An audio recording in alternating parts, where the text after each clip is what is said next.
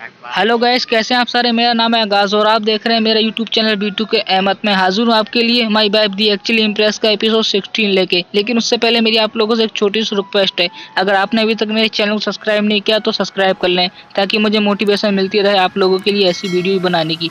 तो अभी explanation start करते हैं। एपिसोड 16 की स्टार्टिंग में ली बेड के ऊपर बैठा दिखाया जाता है। ली बोल रहा होता है अगर इसके ऊपर एक और तकिया होता तो ये कितना अच्छा होता। ली यहाँ पर ये सब बोल ही रहा होता है, तभी जो आ जाती है। ली अजीब सा मुंह बना के उसको देख रहा होता है। जो उसको देख के बोलती है वैसे तुम यहाँ पर किस बारे में अंतर कर रहे हो बैठकर।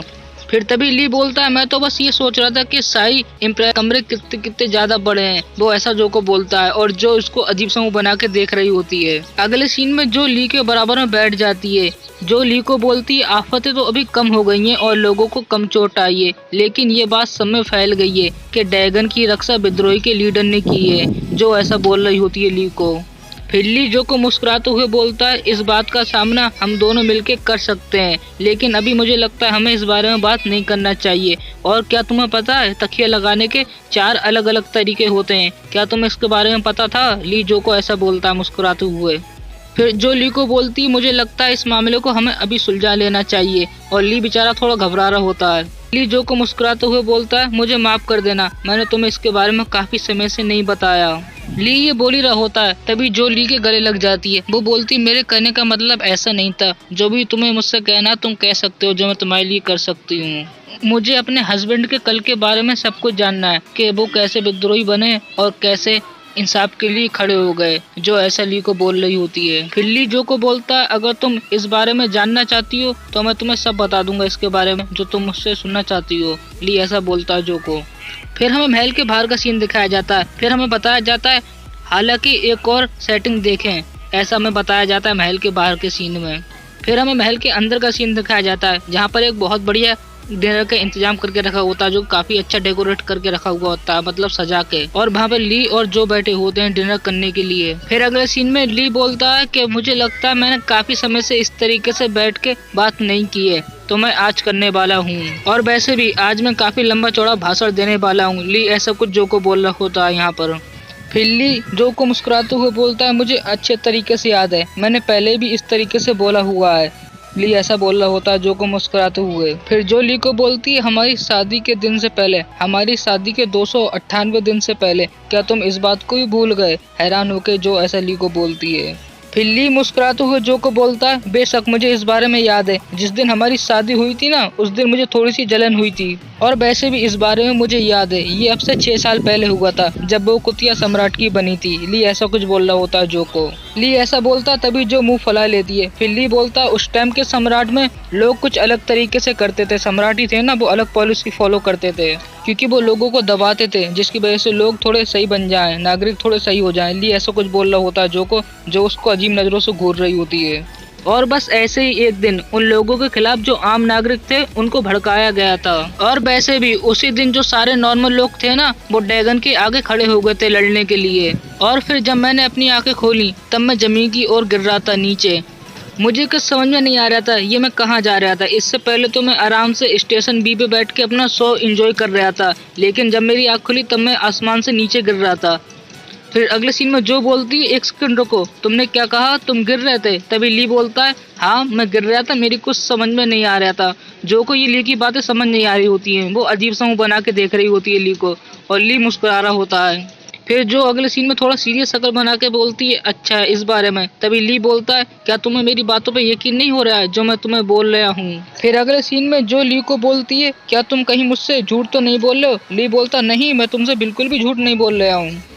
फिर अगले सीन में जो ली को शर्माते हुए बोलती मैं तुम्हारी हर बात पे यकीन करूंगी, भले ही वो थोड़ी अजीब बातें क्यों ना हो, लेकिन मैं यकीन करूंगी। तुम कुछ भी बोलो वो मैं सब यकीन करूंगी। जो ऐसा बोल रही होती है ली को थोड़ा शर्माते हुए।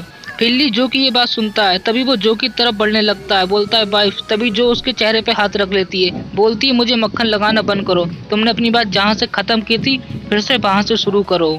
फिर ली खांसते हुए जो को बोलता है उसके बाद मुझे घसीटा गया सैनिकों के बीच और उन लोगों के बीच। उस टाइम मैं बिल्कुल नॉर्मल आदमी था और वैसे गिरने की वजह से मेरे पैर टूट गए थे। उन लोगों ने मुझे नहीं पहचाना, उन्हें लगा कि मैं इंपीरियल कोर्ट से था।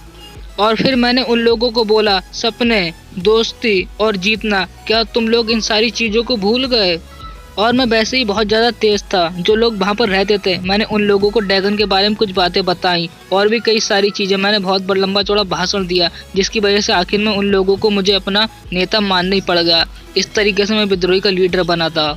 और अब यहीं से शुरू होता है कभी ना खत्म होने वाला समंदर। स्वॉर्डमैन, डाकू और भी कई सारे लोगों ने इस सब में साथ दिया। और जब ये पुराने सम्राट को पता चली, जब उनकी नज़र हमारे ऊपर पड़ी, तब उसने हमारा जो ग्रुप था ना उसको विद्रोही का लीडर का नाम दिया। और तभी से जंग स्टार्ट हो गई विद्रोही के लीडर में और सम्राट के बीच में इस तरीके की। और वैसे फिर मुझे एक दिन पता चला कि मैं इन सारे लोगों से बिल्कुल अलग हूँ। मेरे पास कुछ अलग है इन लोगों से। और वैसे भी उस टाइम में असली क्यूई का इस्तेमाल कर रहा था और कोई रुकावट नहीं हुई मुझे। और वैसे ही मेरी कल्टीवेशन बहुत ज़्यादा होती थी। जो 1000 लोगों की होती थी वो मैं अकेला करता था। इतनी पावरफुल मेरी कल्टीवेशन थी। और ये मैं रोज़ टाइम निकाल के करता था। और एक दिन मैं दुनिया का सबसे ताकतवर आदमी बन गया ये सब करके। तो ये जो अभी तक चल रहा था ये सब फ्लैशबैक का सीन था जो को स्टोरी सुना रहा था ली। और अभी जो प्रेजेंट का सीन दिखाया जाता है, फिर ली जो को बोलता कहानी ऐसे बड़े पैमाने पर रहती है। विद्रोही के बीच और फाइट के बीच क्या हुआ ये मैं तुम्हें किसी और दिन बताऊंगा। ये काफ़ी बड़ी स्टोरी है। जो ली की ये बात सुनने के बाद बोलती है ओ। फिल्ली जो कि ये बात सुनता है तभी हैरान मुंह बना के बोलता है क्या मतलब आगे क्या है अभी। फिर जो ली को बोलती है मैंने सुना है कि जब तुम विद्रोही सेना में थे तब तुम्हारे काफ़ी सारे साथी थे। फिर ली अगले सीन में काफ़ी ज़्यादा हैरान शक्ल बना के जो को बोलता है जो तुमने सुना है ये बस अफवाहें हैं और कुछ नहीं। मेरे कोई भी साथी नहीं थे और ना ही अभी हैं। फिर अगले सीन में ली काफ़ी अजीब सी शक्ल बना के जो को बोलता है मैं समझ सकता हूँ कि फीमेल और मेल में क्या होता है और मैं बिल्कुल तुम्हारी तरह हूँ। ली ऐसा बोल रहा होता है जो को। फिर अगले सीन में जो शर्माते हुए ली को बोलती है मुझे पता नहीं ये तुम किस बारे में बात कर रहे हो वैसे। फिर ली अगले सीन में जो को अजीब सा मुंह बना के बोलता है मेरा मतलब तो सिर्फ हाथ पकड़ने को लेकर कर था और हंसता होता है। जो बोलती है हाँ मुझे पता है कि तुम्हारा क्या मतलब था। जो ये बात सुनने के बाद मुंह फुला लेती है बिल्कुल। फिर अगले सीन में ली बिल्कुल चैन की सांस लेते हुए बोलता है बस कहानी यहीं तक थी और कहानी खत्म। और बल्कि ली अपने मन में सीरियस फेस बना के बोल रहा होता है मर्डर हो या फिर साजिश है इन सब में मेरी जिंदगी में काफ़ी बड़ा रोल है। मैं इन चीज़ों से कभी छुटकारा नहीं पा सकता। ली ऐसा सोच रहा होता है अपने मन में। फिर जो ली को बोलती अरे बुद्धू ऐसा चेहरा क्यों बनाए हुए हो, क्या मुझे लगता है कहानी अभी ख़त्म नहीं हुई है। ली बोलता है हैं। फिर जो ली की और तीखी नज़रों से देख रही होती है और वो बोलती है अभी तो हम दोनों की कहानी शुरू हुई है। फिर ली सीरियस फेस बना के जो को बोलता है क्या तुमने कभी पहले सोचा था कि तुम्हारे जीवन की कहानी हमेशा दुख भरी रहेगी। फिर जो ली को मुस्कुराते हुए बोलती है असली दुख तो तुम्हारे फ्यूचर में है। इसके कहने का मतलब असली दुख तुम्हारे जीवन में आने वाला है। फिर जो बिल्कुल कातलाना नज़रों से ली को बोलती है तुम्हें आने वाले टाइम में मेरे साथ अच्छा व्यवहार करना होगा। जैसा मैं करूँगी वैसा रहना होगा मेरे साथ बिल्कुल अच्छे तरीके से जैसा मैं प्यार करूँगी तुम्हें। और वैसे ही मुझे तुमसे बहुत ज़्यादा प्यार है। तुम्हारे जीवन की कहानी आगे प्यार से भरी हुई होगी जो राउली। और यहीं पर हमारा एपिसोड 16 ख़त्म होता है। अगर आप लोग अभी तक इस वीडियो में बने हुए हो तो आई होप आप लोगों को एक्सप्लेनेशन पसंद आया होगा। अगर आप लोगों को एक्सप्लेनेशन पसंद आया तो मेरे चैनल को सब्सक्राइब कर लेना ताकि मुझे आपके लिए ऐसी वीडियो बनाने के लिए मोटिवेशन मिलता रहे। जल्दी मिलूंगा इसका नेक्स्ट पार्ट लेके, तब तक के लिए बाय बाय। और आप सारे अपना ध्यान रखना।